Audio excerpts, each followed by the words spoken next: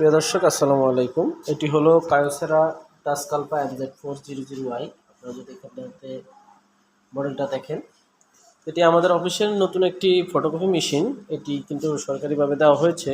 এটি একদমই নতুন একটি জাপানি মেশিন। এর কনফিগারেশন এবং এটির কী অবস্থা সেটা সম্পর্কে আপনাদেরকে বলবো। এটি চালু করতে আপনার প্রথমে এটার পাওয়ার বাটনের লাইন দিয়ে এখানে দিয়ে দিতে হয়। তারপর হচ্ছে আপনার এখানে মেইন সুইচটা আছে, এখানে মেইন সুইচটা অন করে দিতে হয়। জায়গা স্বল্পতার কারণে আমি আপনাদেরকে দেখাইতে পারি নাই। তো এটা অন হয়ে যায় এবং এর মধ্যে অনেকগুলা দুটো কাগজের রয়েছে। একটাতে আমরা লিগেল দিয়েছি, একটাতে আমরা এপোর্ট দিয়েছি এবং এটাতে হচ্ছে আপনার কালি ড্রাম এবং ওয়েস্টেজ বক্স এবং আমাদের তৃতীয় আরেকটা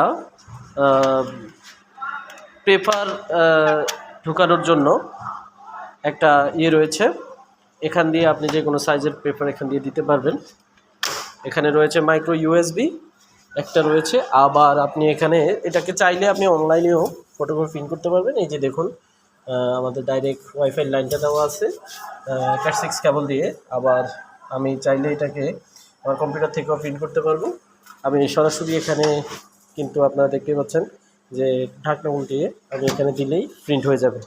পরবর্তী ভিডিওতে আপনাদেরকে দেখাবো কীভাবে এটা দিয়ে ফটোকপি করতে হয়। আজকের ভিডিও এখানে শেষ করছি। আল্লাহ হাফিজ।